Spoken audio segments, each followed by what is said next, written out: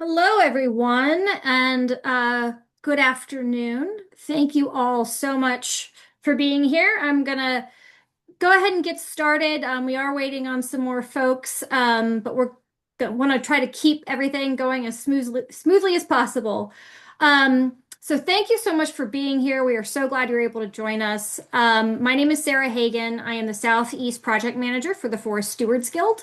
And we're really excited to have you join us to discuss forest management tools for songbird conservation. Just a quick couple of housekeeping notes before we begin. This webinar is being recorded. We will post a link to the webinar on our website, and you should be able to find that by tomorrow. It is foreststewardsguild.org. We ask that everybody stay muted during the webinar, but as you have questions, please just drop them in the chat and we will do our best to get to as many as we can. If you have any technical issues, you can message me through the chat, Sarah Hagan or Mackenzie Alexander. She's the one that says Forest Stewards Guild, and we will do our best to help you with any technical difficulties. A big thank you to the National Fish and Wildlife Foundation.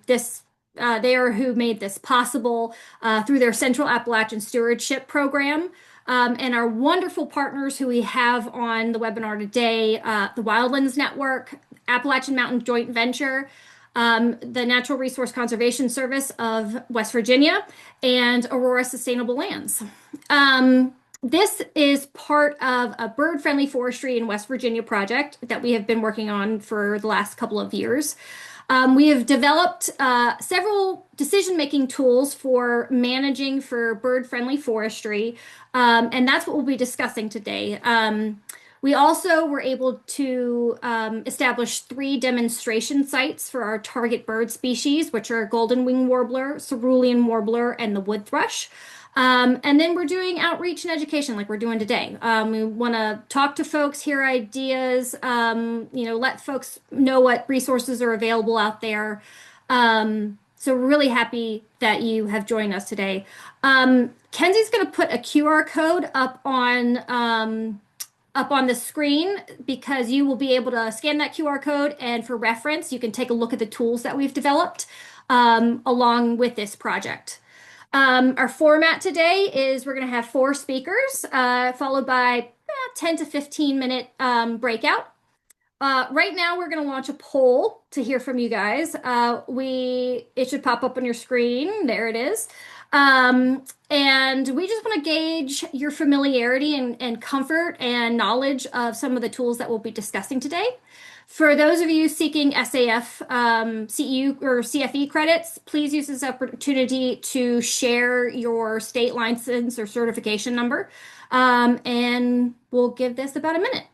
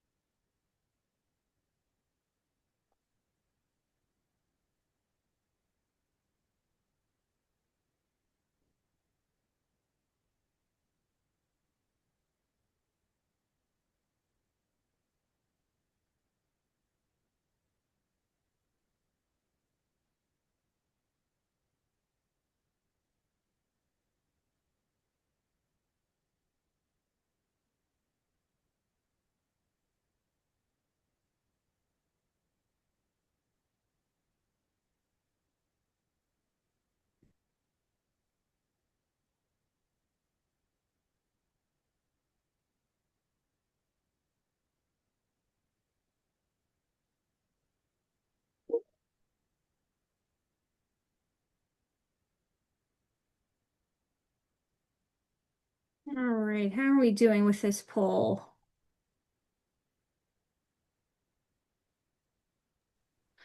I saw a couple questions that the questionnaire just disappeared. Did anybody else have that issue?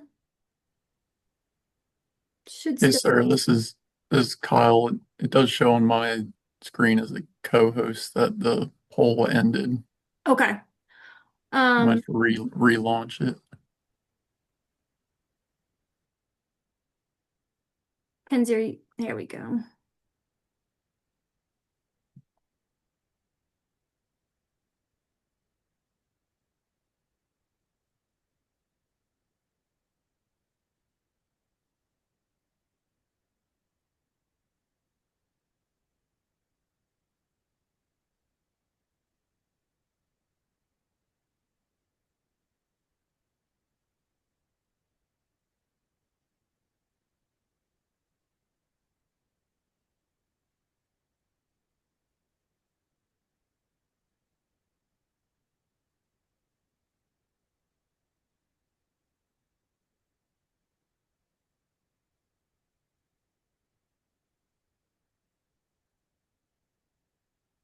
We got time, so we can give folks a few more minutes if we need to. Yeah, there's still answers coming in. Right now, we have about 8 responses, so that's pretty good so far. Love to see that number keep growing.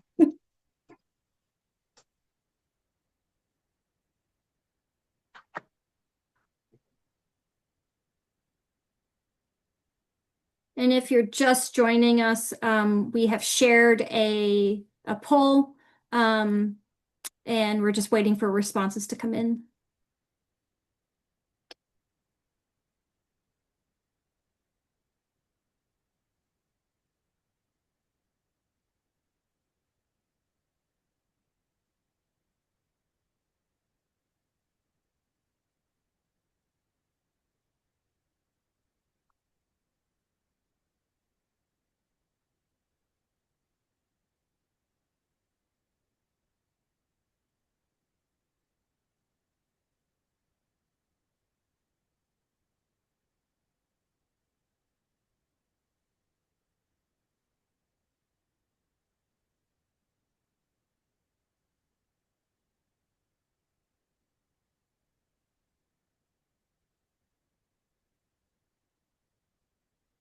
Thank you to everyone who has submitted already. We're at 12 responses right now, which is great. This information is very helpful in collecting data on how the information that we can use, what's working well, what you need to work on. Also, just gauging how much are you learning from this webinar. So if you are able to fill out that poll, it shouldn't take more than a minute. That's very helpful to our information gathering and our data collection.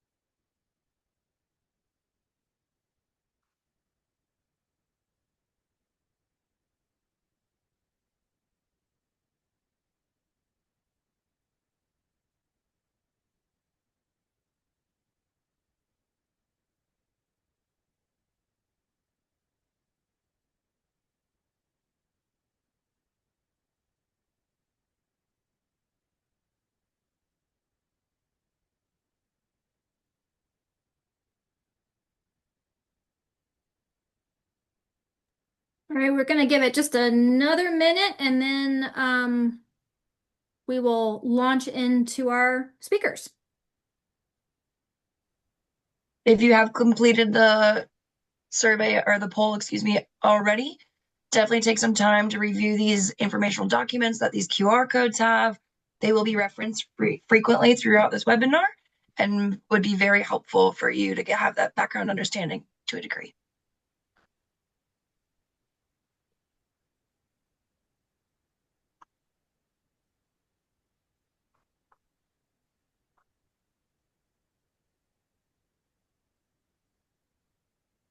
All right, we'll go ahead and close this poll down, and we'll get started. Um, our first presenter is Liz Hillard from the Wildlands Network. So take it away, Liz. Thanks, Sarah. I'll pull up my presentation. We can get started.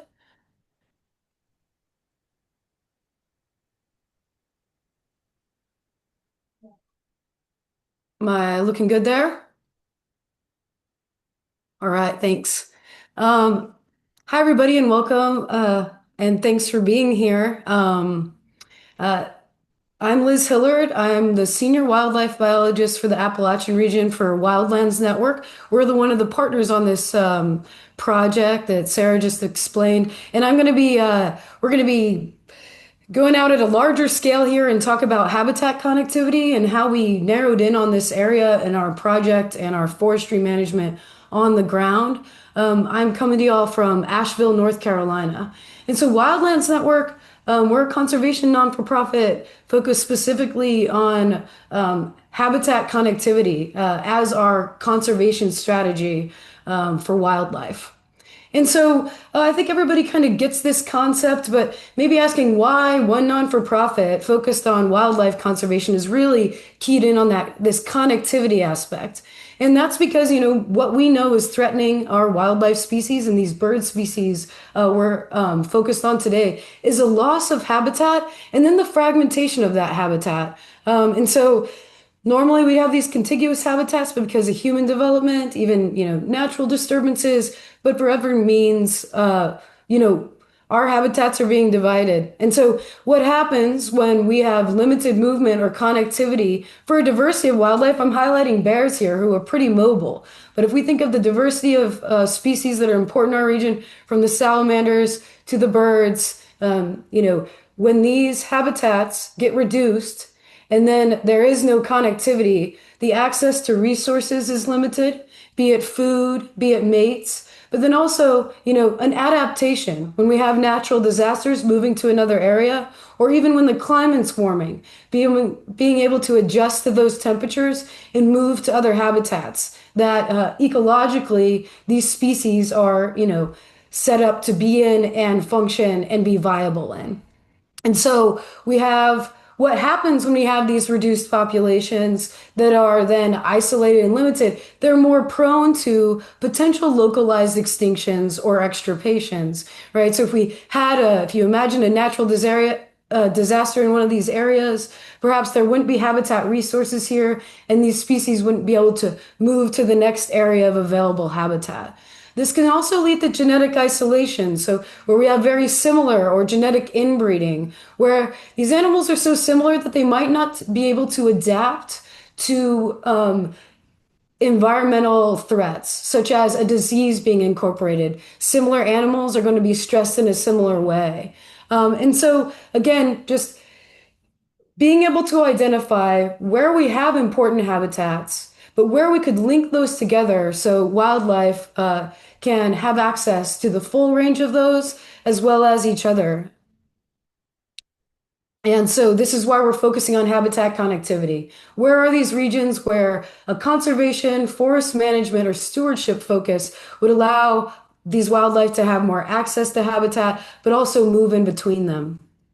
And I don't think I'm guessing I'm preaching to the choir here, but why my jurisdiction's focused in mostly central and southern Appalachia, but why a lot of our work is in conservation in general. So this map just generally showing where the lowest to highest concentrations of imperiled biodiversity are. The red being where they're the highest. The green in there is being where there's protected areas. So as you can see, and as we all know, this is just such an important area for conservation biodiversity.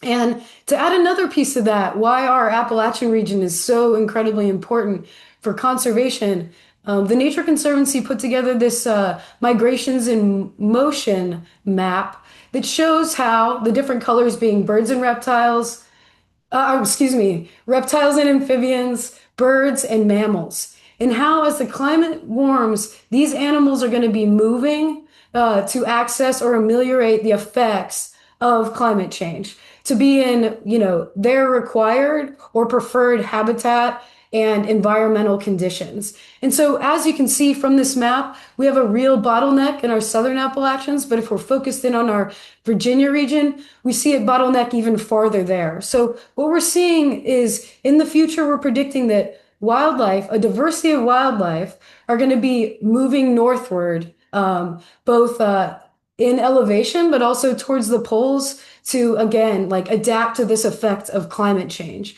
And showing again how important it is that the Appalachian area, the habitat's connected, so wildlife can move through our very important Appalachian corridor. Whoop. And so, again, where to just frame wildlands with the other great speakers and partners on the call, we really took off on trying to understand with our bird focal species that I'll be getting into connectivity, how habitat, their available and preferred habitat is laid out across the landscape, and then look at connectivity and where these core areas for potential management and creating habitats that these birds that are conservation priorities need to focus on. And so Wildlands Network's piece here was really been focused on the mapping at a larger landscape scale to focus in on where these management practices need to happen to help conserve these bird species. Some of the other folks on the call are going to be going more into, what's threatening these species, their numbers and declines in the region. I'm going to keep it at this larger landscape scale and just really be quickly going through how we created these maps. And so again, our focal species are cerulean warbler. And so highlighting that at the large landscape scale, these animals are preferring older deciduous forest, especially in river valleys. And then we're also accounting for the space and area that they need. And so those areas being about 1,700 acres to support a cerulean warbler population. The wood thrush prefers more late successional deciduous and mixed forests with developed understory. That's a really important part. So to having that understory forest cover, they are sensitive to nest parasitism. And then for their territory size, that's about 7 acres. And then the goldwing warbler, which really kind of focuses in on more open habitats, mostly shrub land and regenerating younger forests and open woodlands. And their territory size, even a little smaller, around 2 acres. And so, again, these are our focal species. They'll be highlighted more, but again, at this larger landscape scale, trying to understand how these 3 focal bird species habitat is distributed and how to better connect these habitats. And so, going through the methods here, we're using linkage mapper. And so most of this is really focused on identifying these habitat cores. So we are combining these focal forestry bird species, and we are generalizing their habitat needs. And then we are looking at potential resistance through the landscape, and then using linkage mapper to help us identify those least cost corridors, the easiest ones to move through that we can focus on for management and conservation. Oops, I went backwards. And so this really just focuses on using the National Land Cover data set from 2019 and taking those categories within that data set to highlight deciduous mixed and evergreen forests, shrub and scrubland, herbaceous vegetation, woody wetlands, and then emergent herbaceous wetlands. All important habitats and understanding where those are distributed. To make this, make sense a little bit more on the ground, these are also often hard boundaries of where these habitats start and begin. So we did buffer the 100-meter edges of these habitats to at least simulate that there are edge effects. And so with, combining all of these landscape level habitat factors together, and looking at those on the landscape, we also know that contiguous habitat, connected habitat is really important for these birds. And so we scale the ones that are more connected as, cores that have more than 7,400 acres. And so that's what you see here on the right. So that's the darkest color, but we're trying to really identify these really intact cores of contiguous habitat that have these factors, these landscape habitat factors within them. But also important are these smaller tracts of land between 1,700 and 7,400 acres. And then again, even acres as small as 25 acres are also important. So again, identifying these cores, but classifying them by their potential size. And so we end up with 474 large cores, what we define as large cores of our focal bird species habitat. And again, showing how we kind of break that down. So you can, in these darker colors, you can see these larger intact cores of habitat, then some of these smaller cores, and then some of the smaller important pieces of habitat that are less contiguous. So those are identifying our habitat cores. Again, this is kind of showing where we are in the landscape of our focal counties in West Virginia. The next part of this was to create a resistance layer. And so this is really focused on where you see the greenest is where we have this forest cover that our birds prefer. As we move down the scale, we still have emergent wetlands, herbaceous vegetation going in there. But when we get to that 10 level, that is very dense human disturbance or just human development. And some other methods of that. So we're really seeing where, there's limitations to connectivity based on human development and these structures that birds like to move through to access their habitats. So that's the second component. And we use linkage mapper again. I kind of showed that visual before. So we use that, the core habitat data that I highlighted, then that resistance surface, and that allows us to identify where these least cost corridors are. Essentially, the easiest and most likely movement from these identified cores to the other ones. And that's where you see in the zoomed in and in our focal counties that we're focused on in West Virginia, is that highlighted yellow. So we have our cores identified in the green. Then we can use these corridor areas to understand how and where we can focus forest management and conservation for these birds to provide habitat. So we know we have these enlarged intact cores, but we know birds have access to habitat and can move in between those. And so a really quick rundown, which is trying to give the higher level of focus on, the habitat we have throughout the landscape. We can see that these large intact tracts are really important for these birds, but at the same time, maintaining these what we call stepping stone habitats, where when birds are moving between these, they still have available habitat and can get there. And I'm going to send it off to the next speaker to kind of focus us in farther and show us how we're getting to the stand level and these management prescriptions on the ground to specifically help birds in an applied way. Awesome. Thanks, Liz. To follow up on that is Amanda Duran with the Appalachian Mountains Joint Venture. Take it away, Amanda.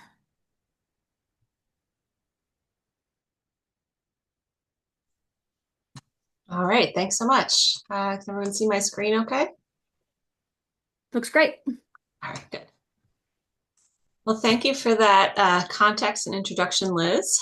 For my presentation today, I'm going to share how bird distribution data, information about where birds are on the landscape and how their populations are doing, whether they're increasing or decreasing, can be used to inform forest management decisions at the property level. So I'll start by introducing some of these incredible data sets on bird populations that are available for free. And I'll show you how you can incorporate this data into your work as a forester to select target species for management and to guide the development of management prescriptions. But before I do that, just a little bit about myself and my organization. I'm with Appalachian Mountains Joint Venture.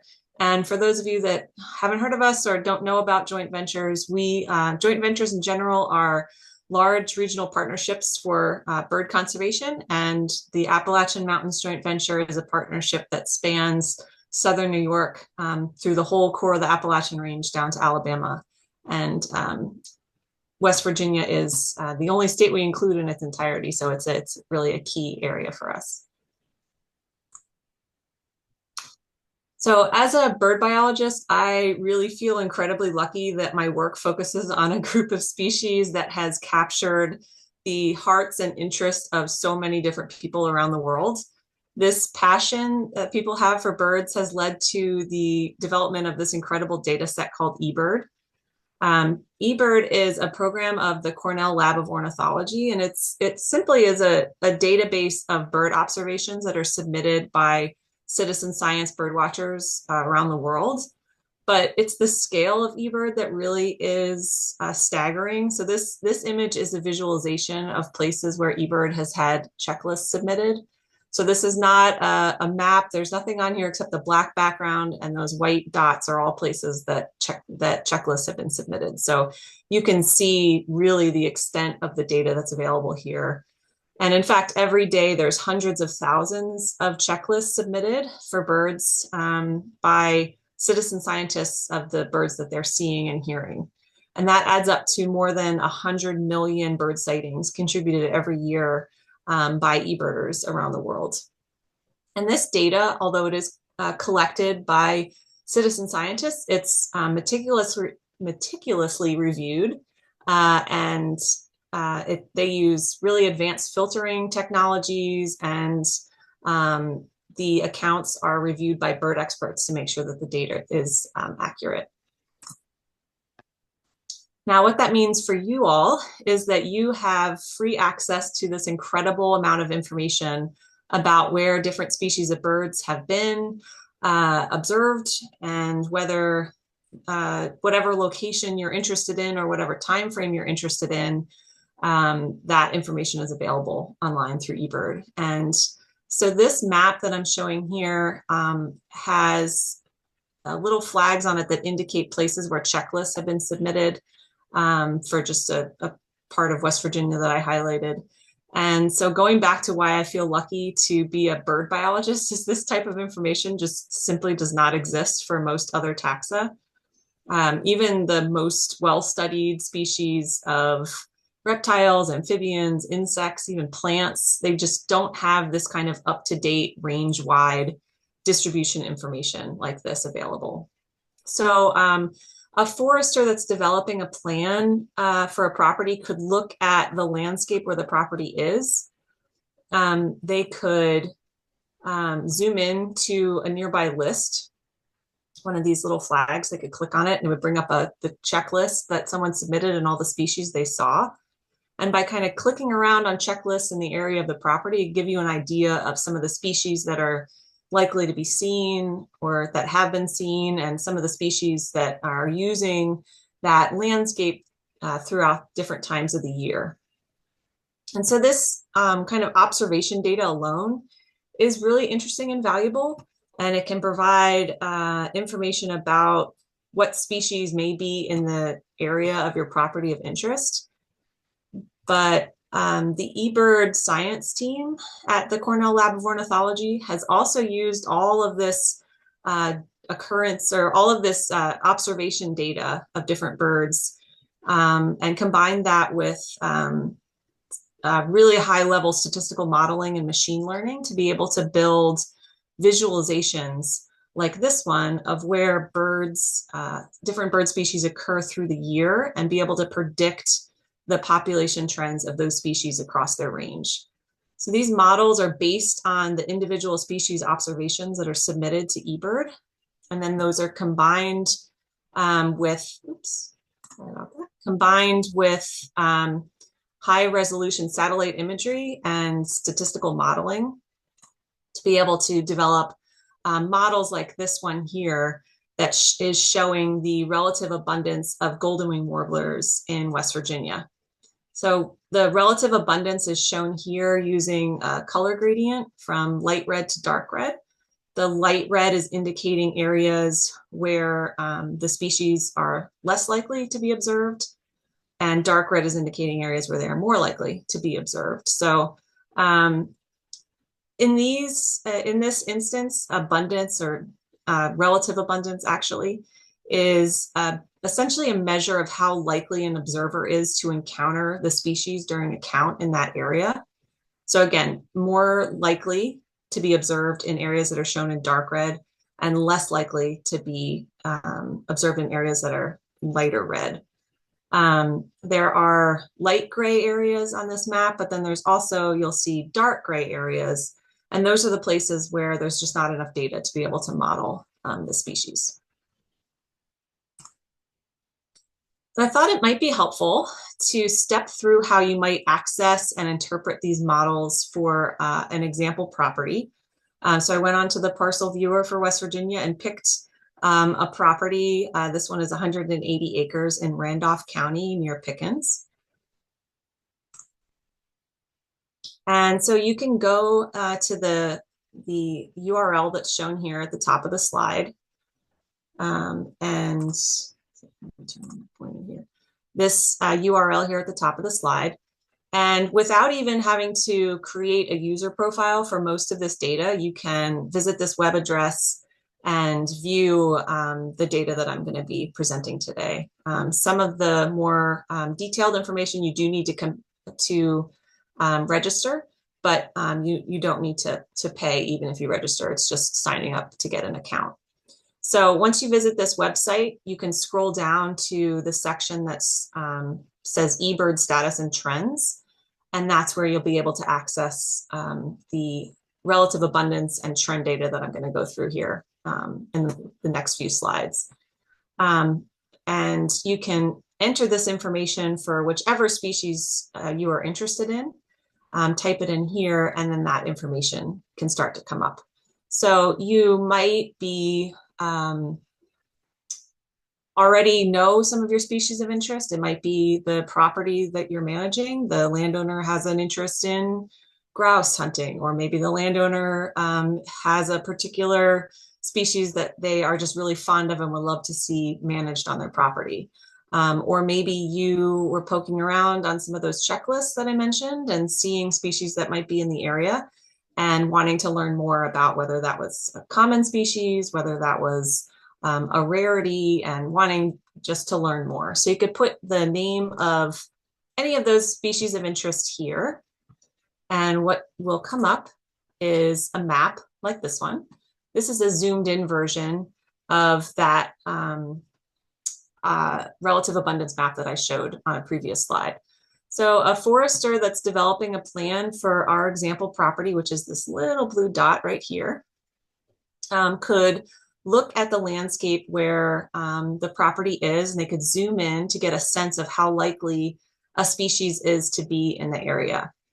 And so this is the map for golden wing warbler on that property, and you can see that the relative abundance there is sort of a mid level of darkness from this compared to this lighter area or darker area of the surrounding blocks. And I want to emphasize the scale of these maps. These blocks are each 3 by 3 kilometers, or about 2,000 acres. And obviously that's larger than most of the properties that you're going to be developing a management plan for, but still it's really quite incredible in terms of being able to predict the likelihood of species being in the area and the landscape around a particular property without having to be a bird expert and without having to really even set foot on the property and do bird surveys or anything like that. So we could use this same strategy to understand the potential to manage this property to benefit cerulean warblers. So maybe you were looking at those checklists and saw some people reported observing cerulean warblers in the vicinity of your property, but it is a pretty rare species across its range. And so you want to take a look at the relative abundance and whether it is likely or not to be in the landscape around the property. And again, this little blue dot is showing, oops, sorry, the property, the example 180 acre property that we had presented there a few slides ago. So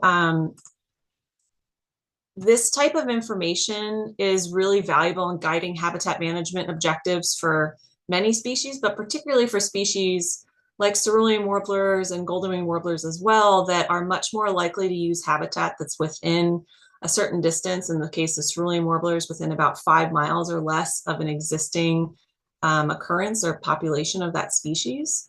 So without that information, you might decide that you want to manage for cerulean warblers. You might create ideal habitat, follow those BMPs right to the letter, and still not be successful in attracting cerulean warblers to the site because there's just not a source population. There's not birds nearby close enough to find that habitat. So it's important in laying out your management objectives, and if you are really set on attracting these particular species, to understand the proximity and abundance of these relative abundance of these birds in the landscape surrounding the area where you want to manage to make sure that you're going to be potentially successful in doing that management. But this type of abundance, relative abundance mapping is not useful for every species. This is the wood thrush. It's a favorite of mine, but it's still luckily fairly common across West Virginia. So this solid red map is actually the relative abundance map of wood thrush, just showing that they are still highly likely to be found across most of the state. So this doesn't really tell you very much about doesn't do much to guide your management on where you should be focusing for wood thrush. And that's the case for this species as well. For scarlet tanager, again, they are pretty common throughout the state. Still a pretty high likelihood of encountering scarlet tanagers across West Virginia. But I also mentioned that eBird has information about these more common species that can be helpful in terms of their population trajectory, whether it's increasing, the population trend is that the population is growing, or that the trend is that the population is declining. And so these maps, this is a trend map for scarlet tanager. And in this case, the red is indicating a negative population trend. You can see there's a couple little dots over here where there is blue. And those are the areas where the populations are increasing. Blue indicates a positive trend. And just like the relative abundance maps, the darkness or lightness of the color indicates the how strongly that trend is happening. So steeper declines are darker colors, or steeper increases are darker blue. So in the case of the scarlet tanager, we go back to the previous slide again, they are still fairly commonly encountered across the state. So we might think, maybe not an important species for us to be managing for, but the trend maps tells a different story in terms of the species is declining across much of its range here in West Virginia. So still could be something that informs your decision as to whether you want to have scarlet tanager as a target of your management. So just to summarize the process of how you might utilize this data and this information I presented here from eBird. There are other sources of bird occupancy information that you can utilize. So there are other places where you can find data that's similar to the checklist. So you might be able to encounter observation data of where species have been seen or heard across the area of interest. And that can help you to identify potential species of interest for your management, potential target species.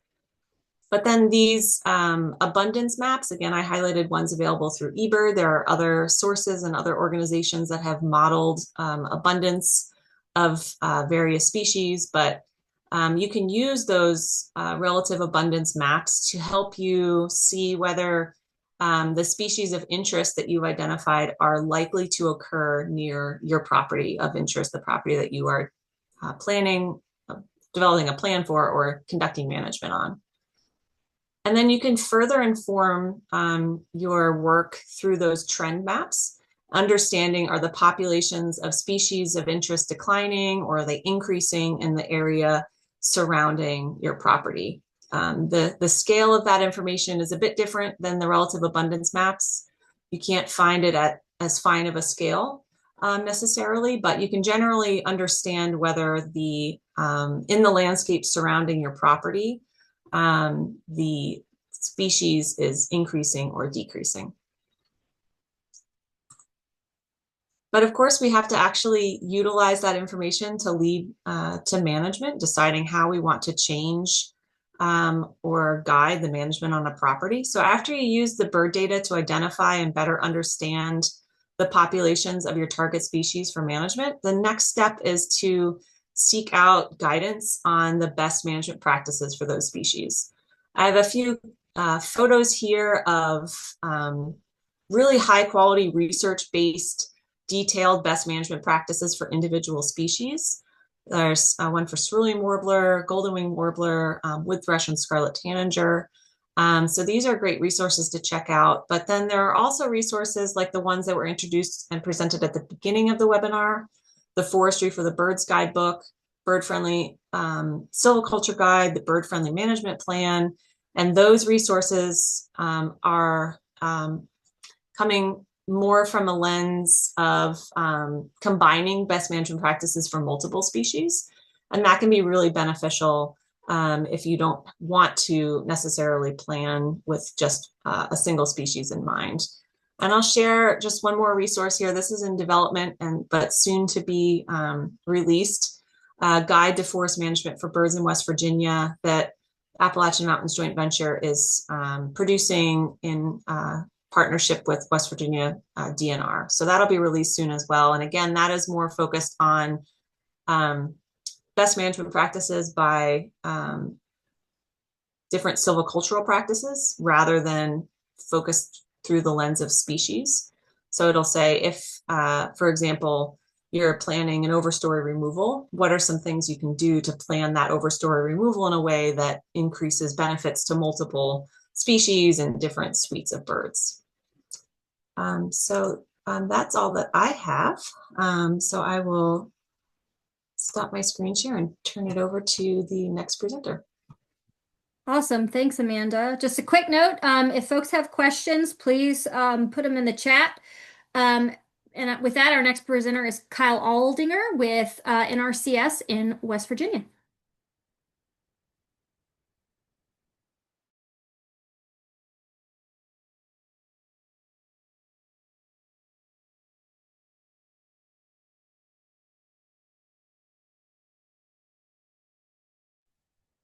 Thanks, Sarah.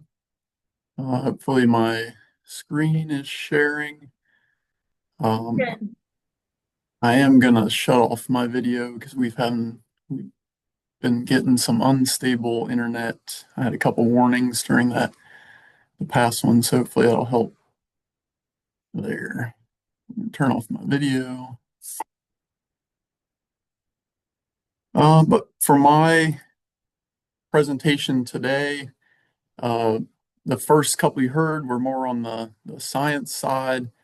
I'm going to be talking more about the applied side. My name is Kyle Aldinger. I'm the state biologist with the USDA Natural Resources Conservation Service. In my talk, we're going to focus on NRCS assistance with putting that science on the ground with working with agricultural producers. A quick outline of what I'll cover today. I'll just give a brief overview of the USDA Natural Resources Conservation Service, or NRCS. Then we'll talk a bit more about some of the priority species that you have seen referenced today. We'll get into a little bit more of their life history and habitat and ecology so that the conservation programs kind of make a little bit more sense of what you might be doing on your land as a private forest owner. And then I'll talk about a few NRCS conservation programs that are available to agricultural producers that are interested in managing their forests for the benefit of songbirds. So the background of the USDA NRCS, way back in April 1935, Congress passed a law that established what was then called the Soil Conservation Service, or SCS, as a permanent agency of USDA. At that time, Hugh Hammond Bennett, who is often called the father of soil conservation, was named the SCS chief. Then in 1994, Congress changed the SCS to NRCS to better reflect the broadened scope of the agency to things beyond, or to resources beyond soil, including water, air, plants, animals, energy, and the human element. So our mission as NRCS is to deliver conservation solutions so that agricultural producers can protect natural resources and feed a growing world. And our vision is to achieve a world of clean and abundant water, healthy soils, resilient landscapes, and thriving agricultural communities through, and this is a really important part, that's through voluntary conservation.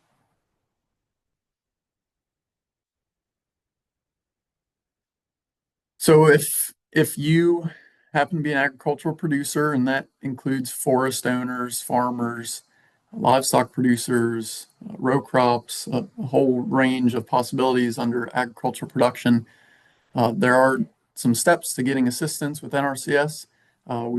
Our agency has, you can go online and search for the 5 steps to assistance. You'll find a really nice handout and some web pages dedicated to this process. So I won't go into a ton of detail for the sake of time.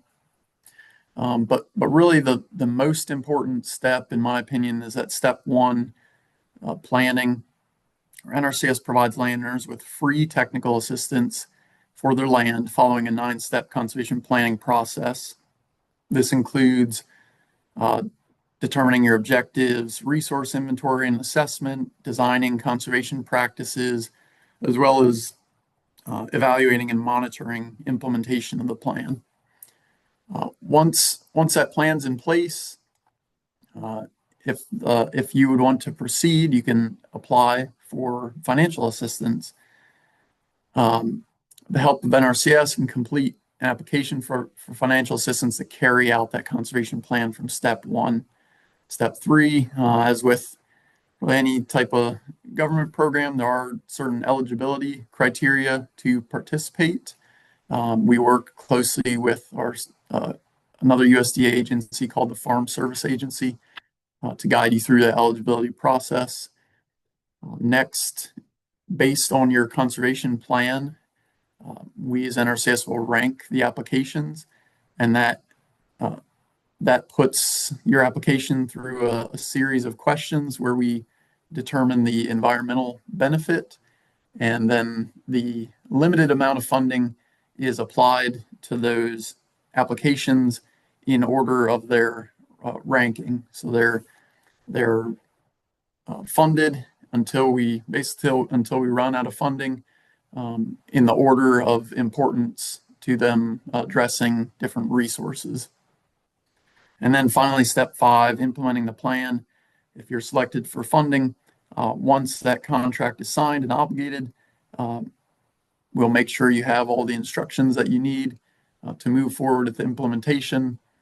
And then there's a back and forth when those practices are completed, come out and check them out, see if anything needs adjusted. This flow kind of applies to multiple different programs that we'll get into a little bit later. But before we do that, I'm going to talk some about the priority species that can be helped using these 5 steps to assistance. So you've heard these names already. Some priority species we'll focus on today are cerulean warbler, golden-winged warbler, and wood thrush. As far as the taxonomy goes for these birds, the first 2, as you can see, are warblers. They're members of the family Parulidae, which are also called the New World warblers. And then the wood thrush is in a different family called Turdidae, and that includes thrushes like wood thrush, American robin, hermit thrush, and others. These species are migratory, so they spend just a few months up here during the growing season where they're nesting, producing offspring, and then will migrate back south to Central and South America. These species are all kind of unique in their migratory strategies and destinations, but by and large are moving down into the tropics during the bulk of the year during their annual cycle. These species nest in heavily forested landscapes, and interestingly, throughout their annual cycle, will utilize a variety of different conditions in terms of forest age classes, structure, and composition.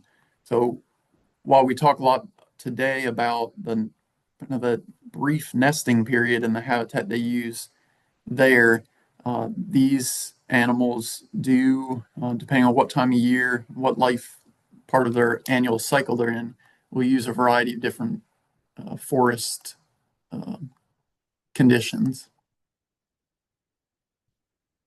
So just a little bit of a diagram kind of show what that nesting habitat looks like. These, again, are birds that breed in deciduous and mixed forest landscapes of eastern North America, typically areas that are at least 3/4 or so forested in the larger landscape. They again use a range of forest age classes for each species, starting with golden wing warbler on the left, using more of an open shrubby type of community, with cerulean warbler somewhat in the middle. If you think of this as like a succession of age classes, where cerulean warbler has a mix of tall trees and young trees in different defined canopy layers, and then the wood thrush occupying that other end. We've got a dense canopy as well as a well-developed understory. And radio telemetry data for these and other songbirds, again, suggests that these species move into different forest age classes, especially after fledglings leave the nest as they're preparing to migrate to their wintering grounds. Looking a little bit closer at each species, so for golden wing warbler habitat shown there, an example on the left, this would be more of like an abandoned agricultural field. They also breed in regenerating clear cuts, wet thickets like beaver meadows. In the northern part of the range, more like tamarack bogs, aspen or willow stands. They feed on caterpillars, moths, and other insects and spiders. They appear to be especially fond of leaf roller caterpillars. So they've got this behavior of prying apart leaves to search for that prey. They nest on the ground, usually in a clump of herbaceous vegetation like goldenrod or grasses, often at the edge between herbaceous cover and more of a woody thicket. So you can see in that photo some areas where you might want to look for a golden wing warbler nest, or where the shrubs meet that goldenrod cover. Cerulean warbler will move a little bit higher up in the canopy. They breed in large tracts of deciduous forest. In the Appalachians, they often nest on north and east facing slopes. I think earlier you heard that they occupy valleys or river bottoms. That is true in part of their range. But regardless, they seem to gravitate towards gaps or openings in the canopy. They really like white oak, cucumber magnolia, hickories, sugar maple for nesting, foraging. They actually sometimes avoid red oak and red maple. Like golden wing warblers, cerulean warblers are insectivorous. Unlike golden wing warblers, cerulean warblers tend to nest high up in trees. There's a photo there on the right of a female cerulean warbler in a nest in a sycamore tree. Pretty typical placement, sort of where two branches come together, where you have a little bit of a canopy of leaves overhead. And then finally, the wood thrush. This species, again, breeds in mature deciduous and a little bit more on the mixed forest end, a little more tolerant of coniferous trees being in that mix. Though they can be found in fragmented forests, even small parks, small patches of forest scattered in a more fragmented landscape.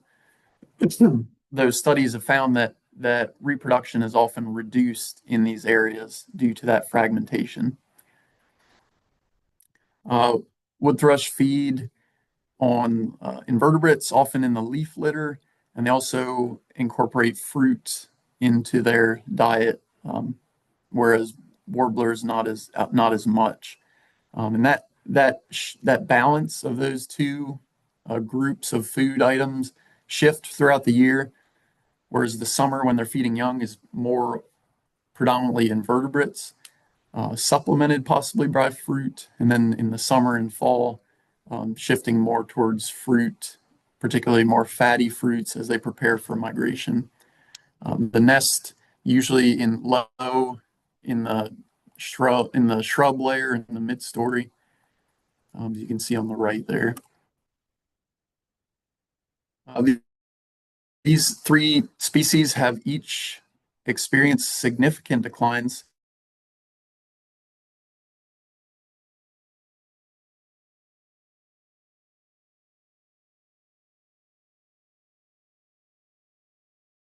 Although you saw the wood thrush is still relatively abundant significantly.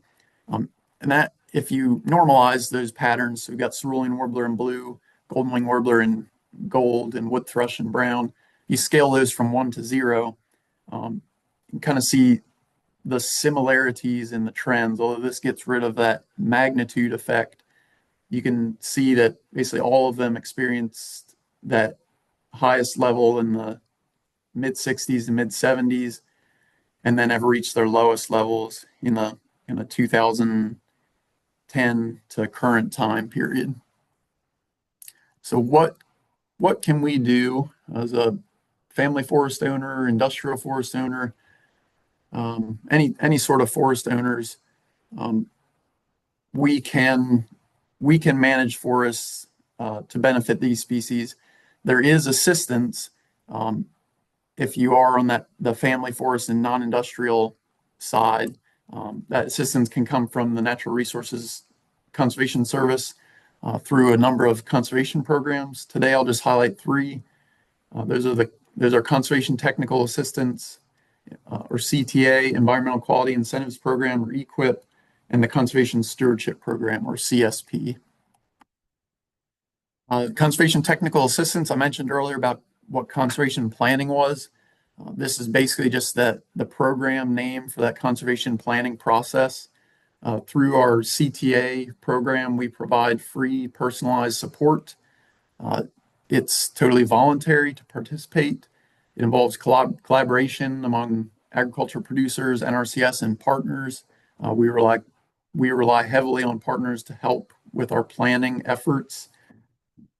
We follow a 9-step planning process to address resource concerns that are related to soil, water, air, plants, animals, humans, and energy resource bases. CTA is the entry point to the financial assistance programs I will highlight next. The first is more of that kind of entry level conservation program that we have called EQIP, the Environmental Quality Incentives Program. This offers technical and financial assistance to producers and highlight this and emphasize it to address natural resource concerns based on the conservation plan. We accept applications year round. We then follow state-specific ranking and funding deadlines. Payment rates for conservation practices are reviewed and set each year regionally. So they're fixed payments depending on the types of practices that you are implementing. And that can range anywhere from a 1 to a 10-year contract, during which time you would be obligated to complete the practices based on the amounts in your contract and the designs that were provided by NRCS. EQIP is really focused on fixing immediate resource concerns. Common ones in West Virginia include non-native invasive plants, West Virginia and related to bird conservation, livestock access in sensitive areas, inadequate wildlife habitat that we assess using our wildlife habitat evaluation guide, degraded plant condition, which is assessed using a forest management plan, and that can be broken down further into structure and composition, and productivity and health. And the final program I'll highlight today is the Conservation Stewardship Program. Again, this provides technical and financial assistance. And whereas EQIP was more of fixing the Fix-It program, this program is an enhancement of the operation that is already performing at a high stewardship level. This program helps to take producers up to the next level based on a history of existing implementation of conservation practices. Similar to EQIP, applications are accepted year-round. Again, same as before. There's state-specific ranking and funding deadlines, and the payment rates a little bit different than EQIP in that we've had payment rates for practices, and then there are also these enhancements. Unique thing about CSP compared to EQIP is that there is an annual stewardship payment, which is designed to help participants continue doing the practices that they were already doing that achieve that higher stewardship level. This is a statutory 5-year contract, so doesn't vary like EQIP can. Big emphasis again, program is about enhancing existing stewardship. You can do things like add habitat features to manage forest land, enhancements for forest songbird habitat maintenance specifically, promoting bat roost trees, managing existing early successional cover, and edge feathering are common enhancements that we see our forest owners do through CSP. And just to wrap it up, just wanted to highlight an example of a participant that has done a really good job of managing the forest in a way that's really beneficial to songbirds and other taxa. So here's some photos coming from that operation. The really important thing I wanted to highlight about this example was that it depends on partnership and a long-term vision. This particular individual kind of got their foot in the door with a forest stewardship plan from the West Virginia Division of Forestry way back in December 2015. And they followed that plan. They invested their own time and resources in implementing. They applied for assistance from NRCS and other partners to implement that plan. And I might have missed a couple, but just have logos up here of all of the partners that have contributed to implementation of conservation practices on this land, whether through technical, financial assistance or other type of assistance. So just wanted to show kind of the results of that. This image was from, I think it was between 2011 and 2015, but this essentially is what the land would have looked like in 2015. It's pretty similar to what kind of the typical forest in West Virginia is, a kind of contiguous closed canopy forest. Across 10 years, you can really see how that forest became more diverse. So I'll go back for one second. And then I'll actually call out some of these practices. So you see areas that look a little bit different. It can be hard to pick out on that leaf-on imagery. But we have a large clear cut. We had 2 separate areas harvested.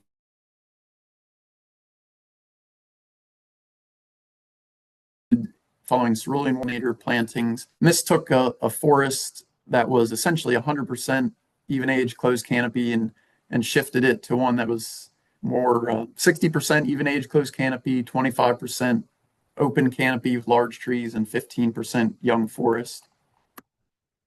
And just my last slide, another important thing that made this a really standout participant is just the advocacy and outreach that this individual demonstrated, inviting professionals onto their land, sharing about the work that they were doing, and being recognized for that work.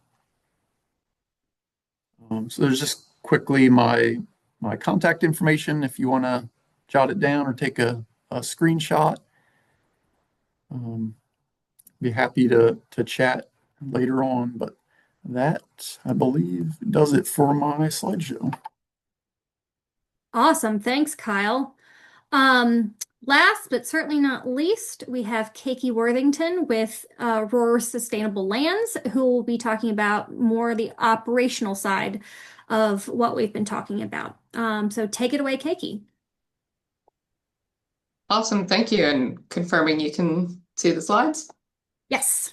Great. Thanks everyone. I'm excited. I'm our last presentation here today, so bear with us. I'll be talking a bit about the actual implementation that this partnership created on the ground. So I'm coming to you today from North Carolina, but I'm a certified forester and have been working on forest management in West Virginia for the better part of the past decade.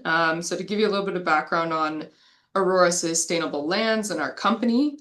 So Aurora we're the seventh largest private forest landowner in the United States. We have almost 1.7 million acres of forests across 14 different states and kind of all the major timber and forestry growing regions on the eastern half of the United States. So within West Virginia, we have 600,000 acres about. So I think we're the largest private forest landowner in West Virginia as well. And our company's main directive and sort of mission is to manage forests for the climate. So we participate in carbon markets and carbon projects, which are pretty active in the state of West Virginia. And a pretty unique thing about us as large-scale private forest landowners compared to other traditional timberland investment companies in the US is that we mainly focus on hardwood forests and natural forests compared to plantation or pine-based forestry.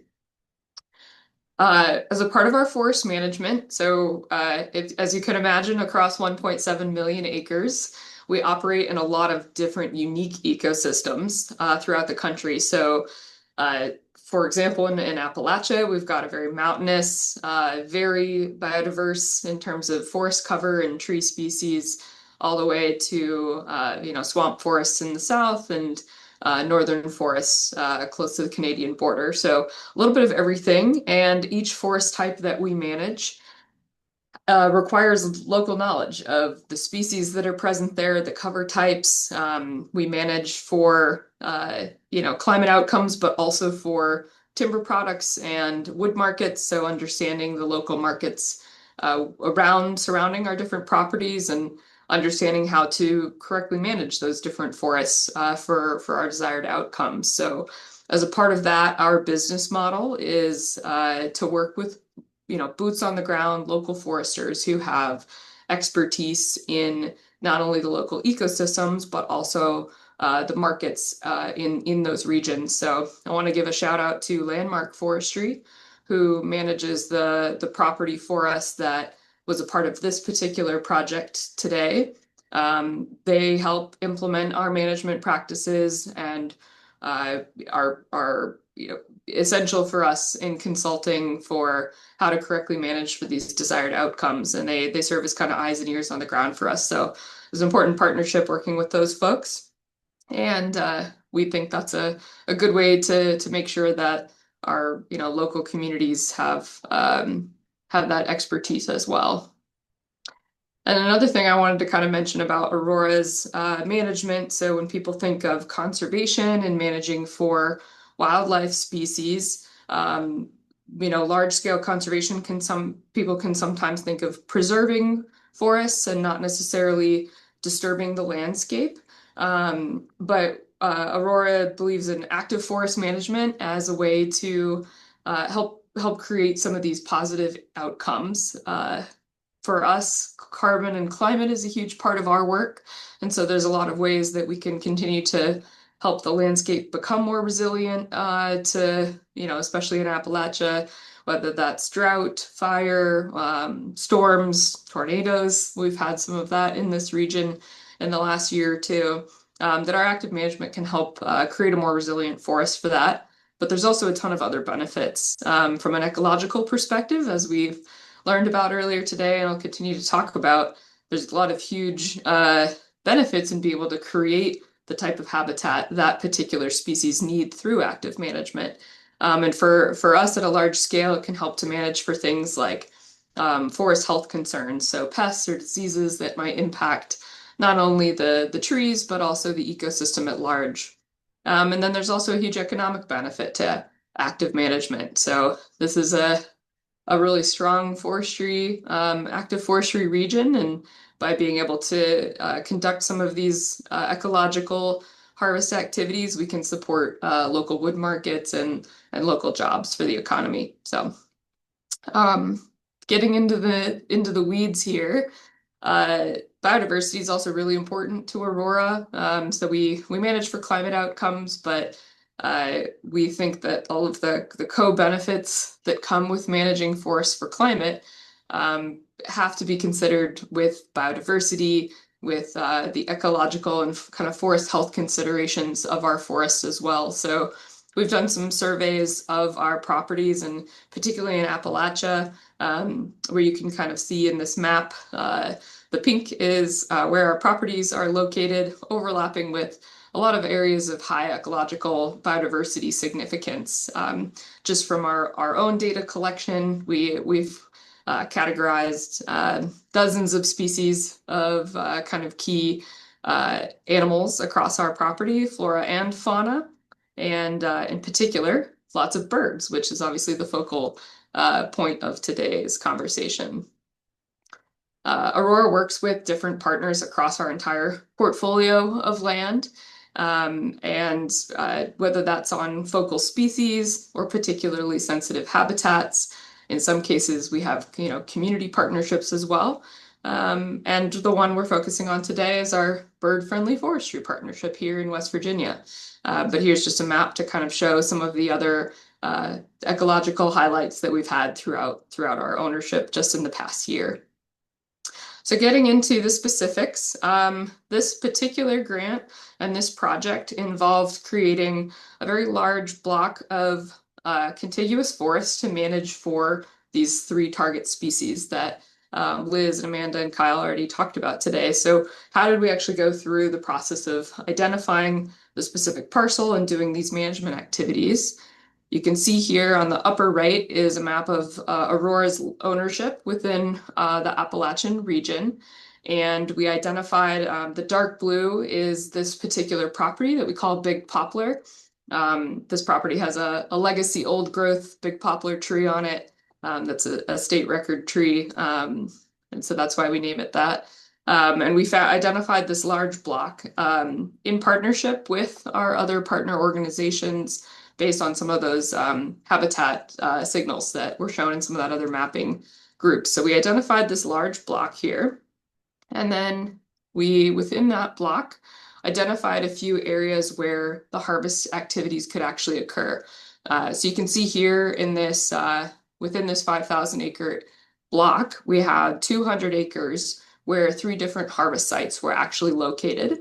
And each harvest site was specified to a specific bird. So as some of the other presenters discussed earlier today, different birds have different habitat needs. And so we wanted to conduct harvest operations that would create those specific habitat needs in each of those areas. So you can see here the golden wing, the cerulean, and the wood thrush harvests all on this particular block. Once those areas were identified, and that was, with the help of some of our forestry experts, they went through the habitat assessment.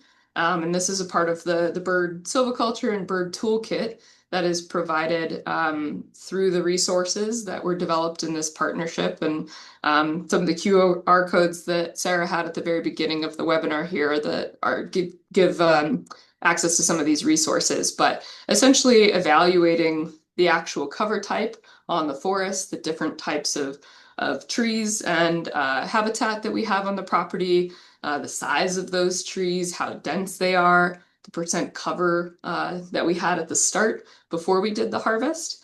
And then this assessment form helped us figure out exactly what type of harvest activities we would want to do to create the desired habitat. So using this tool, we were able to see what type of harvest and management activities we could use on these different pieces of, geospatial harvest parameters. And so we chose a particular harvest type for each bird, according to the references in this silviculture guide.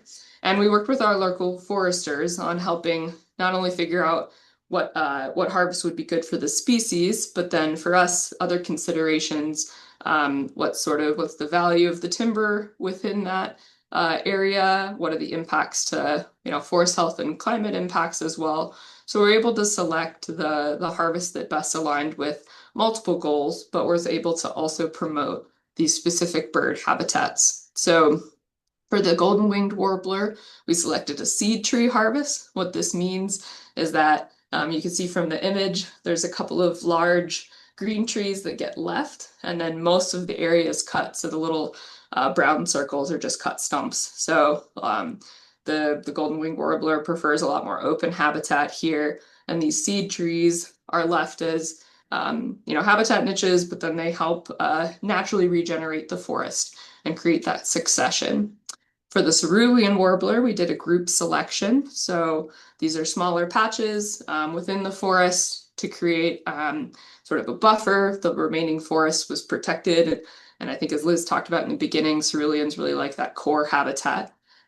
And then finally, for our wood thrush habitat, we did a crown thinning with a few gaps in the middle to create that habitat that wood thrush really likes. And I can speak to the benefit of these harvests for other wildlife as well. We were out when we were out in the fall for one of our field tours to showcase this demonstration site. I think it was at the final wood thrush site we pulled up, and some of the participants asked what other wildlife benefit from this type of management. And a small black bear popped out of one of the downed wood debris that we had close to one of our harvest operations and scampered off. So can speak to the benefit of these management activities for other key wildlife in the area as well. And then a huge part of it was memorializing this for long-term management purposes. So this 5,000 acre block of land that we own is a part of this larger property that's close to 100,000 acres for us in West Virginia. And we have an FSC, which is a Forest Stewardship Council certification for sustainable forest management here at Aurora, which requires us to have pretty comprehensive management plans for these larger properties. And what we wanted to do was incorporate the management plan guidelines for the specific bird-friendly forestry related to this large tract within the forest management plan that we were already developing for our FSC certification. So there's specific callouts around desired management activities, and we were using the silviculture guidelines created from this partnership around how to incorporate those management plan activities into our long-term planning to help ensure that we can continue to manage for these species long-term. So some of the things that get focused on within the management plan, managing for the mosaic of age class and structural diversity of that forest block. So, converting the forest from what it was previously to that kind of habitat forest structure that birds like, and then being able to keep and maintain those habitats across the landscape. So for the example of the golden winged warbler, where they prefer those more open environments, that sort of long-term management will require us to visit either that same site or potentially different sites within that block to create those open gaps as a habitat. So you can imagine that that requires intentional active management and repeated management activities over time. And then, like I said, just having those specific guidelines so that we have a reference for the management activities that can happen if we are going to do additional management into the future. So the next steps for Aurora and for our involvement here, as I mentioned, we're a very large private landowner in the region, and we want to increase bird-friendly forestry on the landscape. So working with the partners here, as well as additional partners across the landscape to try and increase the management of these types of species. So opportunities for collaboration and ensuring that we don't let these projects be one-offs. We're hoping to keep the particular demo sites that were shown here today that were developed for this grant to keep them open for additional tour opportunities to continue to help even beyond the grant life cycle to make sure that these maintain as educational opportunities for folks. And then we work with other forestry consultants across the region, and so helping educate our consultants and our professional staff on these practices so that we can integrate it at a much broader scale to create impact. So this was a great project for us, and we were happy to be a part of it. So here's my contact information if anyone wants to reach out for more information or for opportunities for collaboration. Thanks. Thanks, Keiki. And thank you to all of our speakers / experts. This was a great overview of this project, and I have learned a lot. In the interest of time, we are going to go ahead and skip the breakouts, and we can just open up the floor to questions or discussion. We would love to hear your thoughts and any questions you have for our speakers. You could put them in the chat, or you can raise your hand or just unmute yourself. And yeah, any questions? And as we chat, we have a follow-up poll to our poll at the beginning where we're just asking what you got out of this, basically.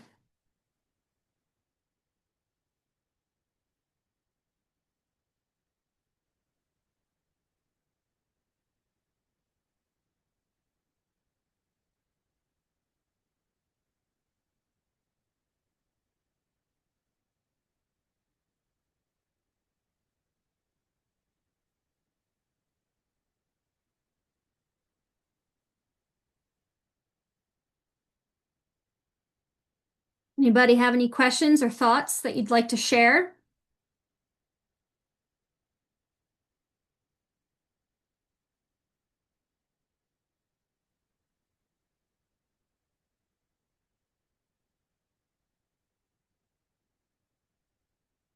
You can find more out about this project at our website, which is foreststewardsguild.org.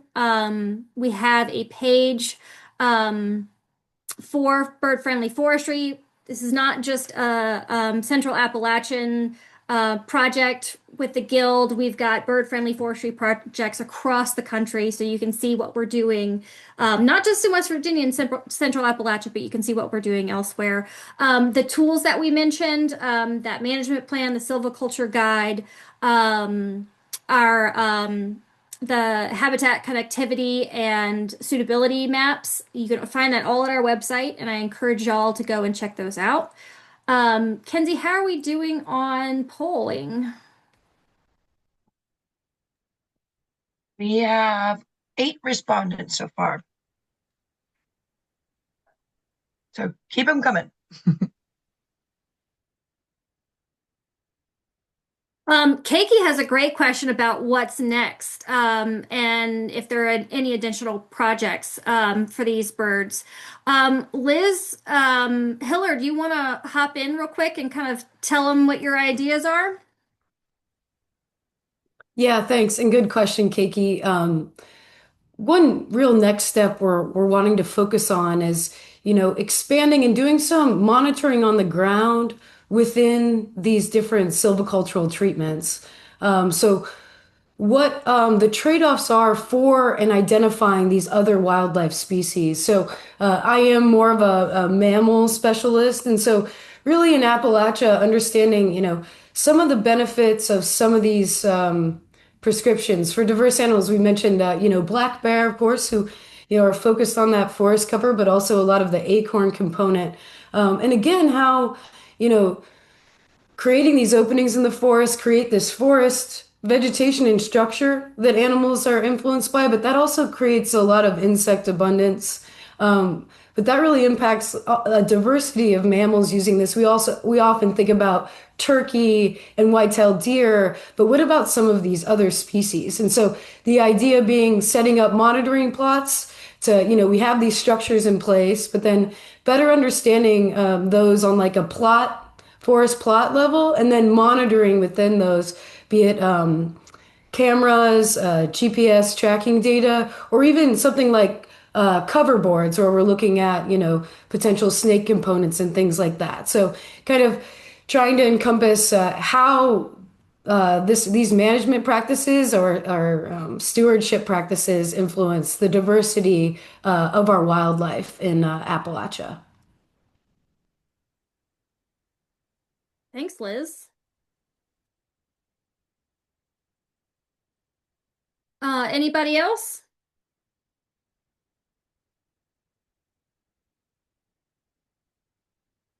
All right. Well, to wrap up, as a quick reminder, we will be posting this recording on our website. That's foreststewardsguild.org. And so if you want to revisit or share, please feel free. If you have any follow-up questions or a thought for one of our presenters, please feel free to reach out. I will type my email address. It's in the chat. You can reach out to me and I can get you in touch with all of our presenters if you didn't have a chance to jot down their contact information. So thanks again for tuning in. Thank you so much to our speakers for sharing their time and their expertise. And we really appreciate you joining and spending some time with us today. Thanks, everyone.